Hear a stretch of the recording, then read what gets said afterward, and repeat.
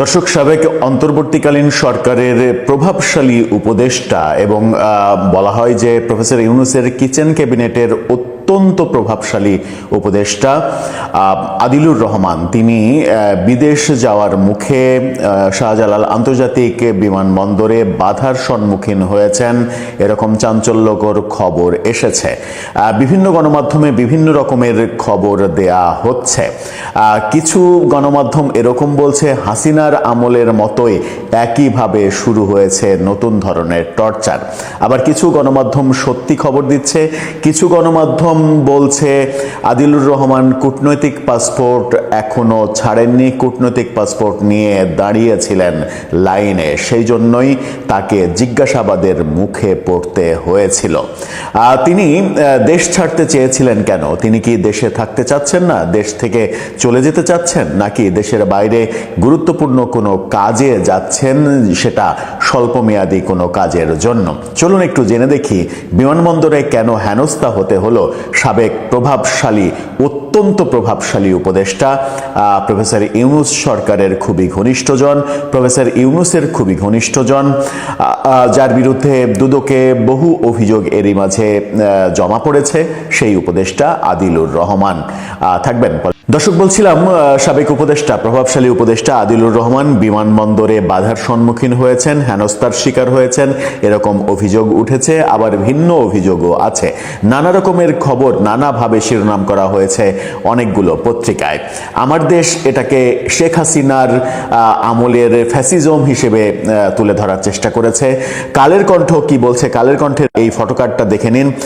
তারা বলছে কূটনৈতিক পাসপোর্ট নিয়ে সাধারণ লাইনে দাঁড়ানোয় জিজ্ঞাসাবাদের মুখে সাবেক উপদেষ্টা আদিলুর রহমান। অর্থাৎ কালের কণ্ঠ বলার চেষ্টা করছে আদিলুর রহমান কূটনৈতিক পাসপোর্ট এখনো ছাড়েননি, তিনি রেখেই দিয়েছেন। এটা কোনোভাবে গ্রহণযোগ্য হতে পারে না। কিন্তু মজার ব্যাপার হচ্ছে কালের কণ্ঠ এই খবরটা আমরা এই ভিডিও যখন ধারণ করছি, তখন আবার যখন সার্চ করতে যাই, তখন দেখেছি কালের কণ্ঠ এই খবরটা তাদের পোর্টাল থেকে ফেলে দিয়েছে। যদিও এটার একটা ভিডিও প্রতিবেদনও তারা করেছে, সেই ভিডিও প্রতিবেদনটা তাৎক্ষণিকভাবে আছে কিনা এখন এই মুহূর্তে আমাদের চোখে পড়েনি। এদিকে দেশ রূপান্তর বলছে ভিন্ন কথা। দেশ রূপান্তরের খবর যেটা আছে সেটা যদি আমরা বর্ণনা দিই, তাহলে ব্যাপারটা এটা যে ইমিগ্রেশন পুলিশের ব্যাপক জিজ্ঞাসাবাদের মুখে তিনি পড়েছিলেন। কি বলছে দেশ রূপান্তর? অন্তর্বর্তী সরকারের সদ্যবিদায়ী উপদেষ্টা, মানবাধিকার সংগঠন অধিকারের সম্পাদক আদিলুর রহমানকে শাহজালাল আন্তর্জাতিক বিমানবন্দরে হয়রানি করা হয়েছে, এরকম অভিযোগ পাওয়া গেছে। কি প্রচণ্ড প্রতাপশালী উপদেষ্টা, মাত্র কদিন হলো ক্ষমতা ছেড়েছেন, তাকে হয়রানি হতে হয়, হয়রানির শিকার হতে হয় বিমানবন্দরে। তার মানে ক্ষমতাটাকে তারা কিভাবে ব্যবহার করেছিলেন এগুলো খুব সহজেই বোঝা যায়। মানুষ, প্রত্যেকটা শ্রেণী পেশার মানুষ তাদের উপরে যে ত্যক্ত বিরক্ত হয়ে আছে সেটাও বোঝা যায়। কেন তাকে হয়রানির শিকার হতে হলো? নেপালের জাতীয় সংসদ নির্বাচনে আন্তর্জাতিক পর্যবেক্ষক হিসেবে যাওয়ার উদ্দেশ্যে আজকে বিমানবন্দর ইমিগ্রেশনে গেলে সেখানে দায়িত্বরত স্পেশাল ব্রাঞ্চের পুলিশ সুপার তাকে দীর্ঘক্ষণ বসিয়ে রাখেন এবং নানা ধরনের প্রশ্ন করেন। একজন এসপি তাকে জিজ্ঞাসাবাদ করছে, যিনি কিনা 17 তারিখ পর্যন্ত মহাপরাক্রমশালী উপদেষ্টা ছিলেন এবং এই উপদেষ্টার বিরুদ্ধে সরকারের থেকে নানা কিছু করার অভিযোগ রয়েছে এবং সাম্প্রদায়িক শক্তিকে পৃষ্ঠপোষকতা দেওয়ার অভিযোগও তার বিরুদ্ধে রয়েছে। প্রশ্ন হচ্ছে যে নেপালের নির্বাচনে, মজার ব্যাপার হচ্ছে যে তিনি নেপালের নির্বাচনের পর্যবেক্ষক হিসেবে যাচ্ছেন। নেপাল, সেখানেও বাংলাদেশের মতো জেএনজিদের আন্দোলনের মুখে সরকারের পতন হয়েছে, কিন্তু মজার ব্যাপার আরও সেটা হচ্ছে যে নেপাল সেখানে 6 মাসের মধ্যে নির্বাচন দিচ্ছে, অথচ এই আদিলুর রহমানের যে সরকার, সেই সরকার 1.5 বছর পরে তাও বাধ্য হয়ে তারা নির্বাচন দিয়েছে।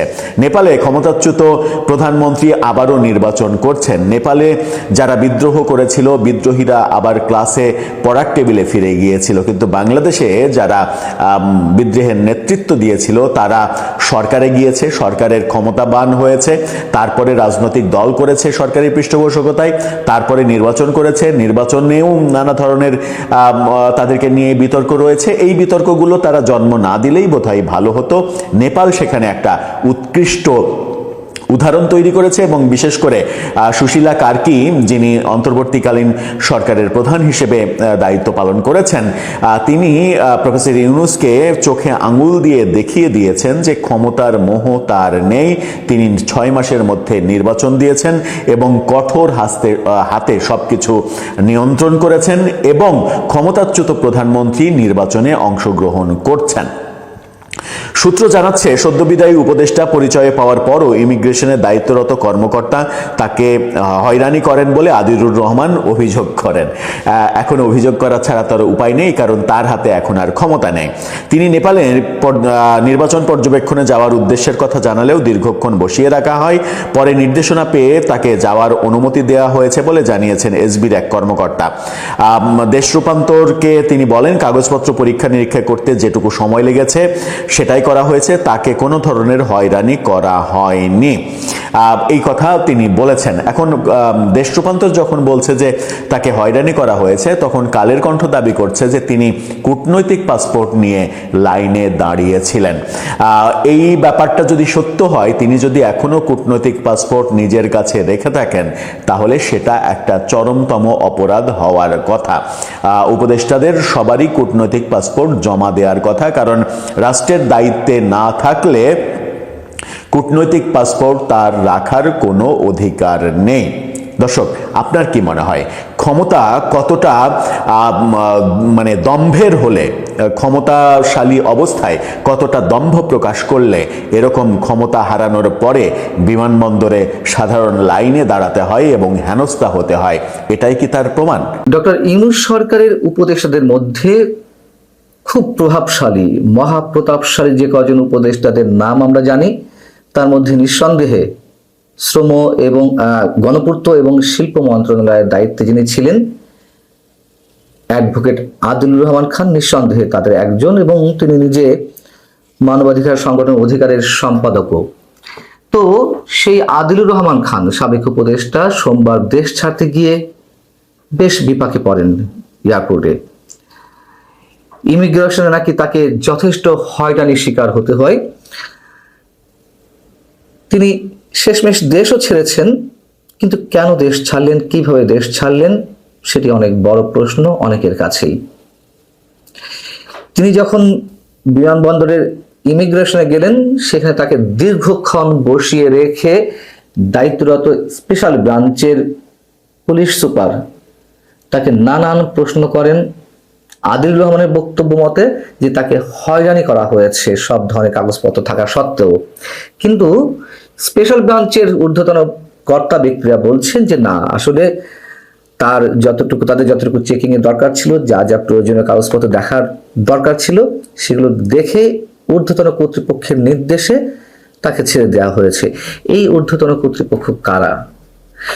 কেন এই প্রশ্নটি করছি? তার কারণ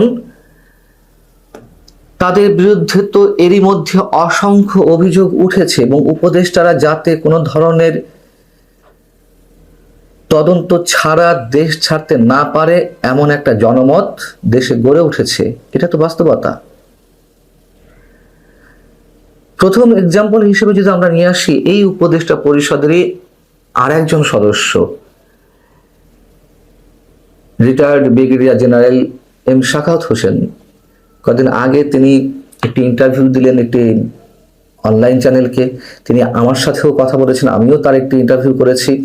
তিনি সেখানে স্পষ্টভাবে বলেছেন যে ডক্টর ইউনূসের একটি কিচেন ক্যাবিনেট ছিল, মানে তার যারা খুব ঘনিষ্ঠ, তার যারা খুব বিশ্বস্ত, হাতে গোনা 4-5 জন মিলে এই কিচেন ক্যাবিনেটটি ছিল, এবং সরকার এবং রাষ্ট্রের যেসব গুরুত্বপূর্ণ সিদ্ধান্ত, সেই সিদ্ধান্তগুলো সাধারণ ক্যাবিনেটের বাইরে তাদের সাথে পরামর্শ করেই সিদ্ধান্ত নেওয়া হতো, এবং পরবর্তীতে ক্যাবিনেটের সদস্য বা মন্ত্রিপরিষদে বা উপদেষ্টা পরিষদে সেগুলো উত্থাপন করা হতো। কেন খুব গোপনে কিচেন ক্যাবিনেটের সদস্যদের সঙ্গে ডক্টর ইউনূস খুব গোপনে এই সিদ্ধান্তগুলো নিতেন? খুব স্বাভাবিকভাবেই এই প্রশ্নগুলো আমরা তুলতে পারি এবং এর উত্তরগুলো আমাদের জানা। ক্ষমতা দীর্ঘায়িত করার একটা চক্রান্ত প্রথম থেকেই এই উপদেষ্টা পরিষদের ছিল। উপদেষ্টা পরিষদের ছিল বলতে তার মধ্যে আবার হাতে গোনা কয়েকজন বেশ গুরুতর ভূমিকা পালন করার চেষ্টা করেছেন। তাদের মধ্যে একজন আদিলুর রহমান খান, আর একজন আমাদের মহামান্য সাবেক আইন উপদেষ্টা ডক্টর আসিফ নজরুল। সৈয়দা রেজাওয়ানা হাসান পরিবেশবাদী, নিজেকে মারাত্মক দুর্দান্ত ক্ষমতার অধিকারী মনে করতেন এবং তার কথাবার্তা সেটা প্রমাণিত হয়েছে এবং তিনি সেই ক্ষমতাগুলো অ্যাপ্লাইও করেছেন, এটিও বাস্তবতা। আর একজন সাবেক সচিব ফাউজুল কবির খান। এরকম হাতে গোনা 4-5 জন ছিলেন এবং তারা এই 18 মাসে যা কিছু এই দেশে হয়েছে, অনাকাঙ্ক্ষিত এবং পুরো দেশকে তছনছ করে দেওয়ার মতন যা কিছু ঘটেছে, তার পিছনে এরা দায়ী বলে বা এই কজন যুক্ত বলে বিশেষভাবে মানুষ মনে করেন। আর একটা এক্সাম্পল দিই, সেটি হচ্ছে ধ্বংসপ্রাপ্ত মানে ধ্বংসযজ্ঞের শিকার গণভবন। সেই গণভবনকে জুলাই স্মৃতি জাদুঘর হিসেবে গড়ে তোলা হচ্ছে। এই জুলাই স্মৃতি জাদুঘরের যে প্রকল্প, সেই প্রকল্পের বাজেট হচ্ছে 111 কোটি টাকা। এই 111 কোটি টাকা 6-9 করা নিয়ে এর মধ্যে নানান ধরনের অভিযোগ উঠেছে। নির্বাচন হলো 12 ফেব্রুয়ারি আগে সম্ভবত 5 বা 6 ফেব্রুয়ারির দিকে এই জুলাই স্মৃতি জাদুঘরের জন্য 96 জন ব্যক্তিকে নিয়োগ দেওয়া হয় কোনো ধরনের লিখিত পরীক্ষা ছাড়াই। এই জাদুঘরের জন্য ব্যবস্থাপক, উপপরিচালক, কিউরেটর, ডেপুটি কিউরেটর সহ 96 জন ব্যক্তিকে নিয়োগ দেওয়া হয়। কিসের ভিত্তিতে তড়িঘড়ি করে এই নিয়োগ দেওয়া হলো? কারা এই নিয়োগ প্রক্রিয়ার সঙ্গে যুক্ত ছিল? কত টাকা লেনদেন হয়েছে? 111 কোটি টাকার প্রকল্পে সরাসরি ক্রয় প্রক্রিয়ায় কেনাকাটা করার সুযোগ রাখা হয়েছে, কোনো ধরনের নিয়ম নীতি তোয়াক্কা না করে। খোদ ট্রান্সপারেন্সি ইন্টারন্যাশনাল TIB উদ্বেগ জানিয়েছে এই বিষয়ে এবং একাধিক কাগুজে প্রতিষ্ঠান তৈরি করে তাদের মাধ্যমে এইসব কেনাকাটা করার সুযোগ করে দেওয়া হয়েছে।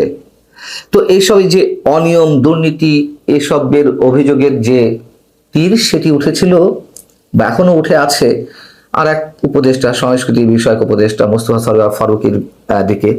মোস্তফা সরোয়ার ফারুকী আবার গণমাধ্যমকে যে কথা বলেছেন বা বলছেন যে যারা এই প্রকল্প বা এই কেনাকাটা অথবা লোকবল নিয়োগ নিয়ে অভিযোগের তীরটি আমার দিকে ছুটছেন তারা হচ্ছেন স্রেফ আহম্মক।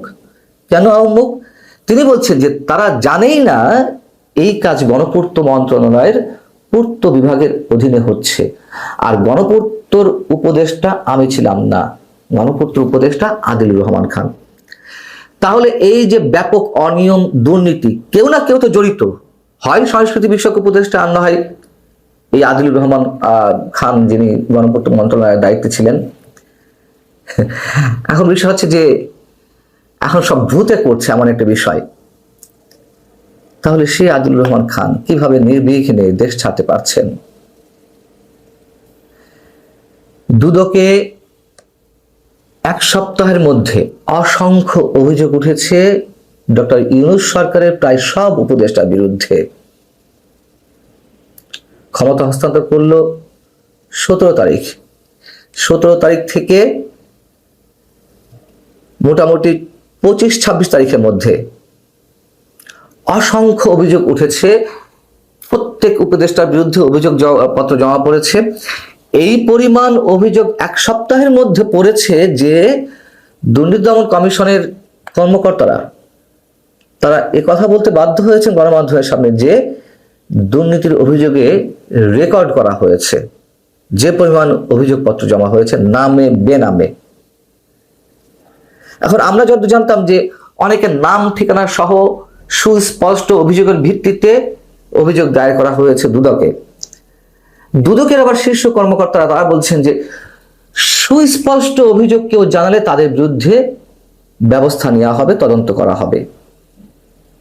তদন্তে আসলে কিছুই নেওয়া হয়নি, হবেও না, এমন আশঙ্কার কথা আমরা বলতে পারি। তার কারণ সেই টিআইবি, ট্রান্সপারেন্সি ইন্টারন্যাশনাল বাংলাদেশের নির্বাহী পরিচালক ডক্টর ইফতেখারুজ্জামান এই অভিযোগগুলো বিষয়ে কি বলেছিলেন? তার মন্তব্য ছিল যে আমরা আগেও দেখেছি যারা সরকারে থাকে তাদের বিরুদ্ধে দুদক কোনো পদক্ষেপ নেয় না, এখনো তেমনই ধারাবাহিকতা রয়েছে। ডক্টর ইউনূস সরকারের এই 1.5 বছরে পাহাড় সমান যে দুর্নীতি হয়েছে, কারোর কোনো ধরনের সন্দেহ আছে? দেশ বিরোধী চুক্তিও যে হয়েছে সেটির বিষয়ে CPD, centre for policy dialogue, তারা যে তুমুল আপত্তি জানিয়েছে, তারা বিস্ময় প্রকাশ করেছে যে নির্বাচন মাত্র 3 দিন আগে কিভাবে একটা অন্তর্বর্তী সরকার এই ধরনের দেশ বিরোধী চুক্তি করতে পারে তা কিছুতেই বোধগম্য হতে পারে না কারোর। তাহলে এই যে দেশ বিক্রি, এই যে দুর্নীতি, এই যে অনিয়ম, এসব এই উপদেষ্টাদের কেউ জড়িত না এসবের সঙ্গে? সব ভূতে এসে করে গেছে, সব ফেরেশতারা এসে করে গেছে। হ্যাঁ, ওহিয়ে নাজিল হওয়ার মাধ্যমে বায়বীয় অবস্থায় এই কাজগুলো ঘটেছে, কারোর কোনো দায় নেই। তাহলে প্রশ্ন হচ্ছে, যদি দায় থেকেই থাকে, এই উপদেষ্টা পরিষদের সদস্যরা কিভাবে নির্বিঘ্নে দেশ ছেড়ে যেতে পারছেন? আগে এক বিশেষ সহকারী গেছেন, ফয়েজ আহমেদ তয়েব, সাবেক প্রধান উপদেষ্টার বিশেষ সহকারী, তার বিরুদ্ধে তো অভিযোগের শেষ ছিল না, তিনিও চলে গেছেন ক্ষমতায় থাকাকালীন সময়ে, কোনো ধরনের এনওসি না নিয়েই, কোনো ধরনের গভর্নমেন্ট অর্ডার না নিয়েই তিনি দেশ ছেড়েছেন। আর এক উপদেষ্টা দেশ ছাড়লেন, বাকিরাও হয়তো ছাড়বেন, আমাদের কিছু করার নেই, আমরা চেয়ে চেয়ে দেখব। তবে প্রশ্ন কিন্তু বিএনপি সরকারের দিকেই উঠবে যে কি এমন তাদের সঙ্গে গিভ অ্যান্ড টেকের বিষয় যে তাদেরকে সহজে দেশ ছাড়তে সুযোগ করে দেওয়া হচ্ছে।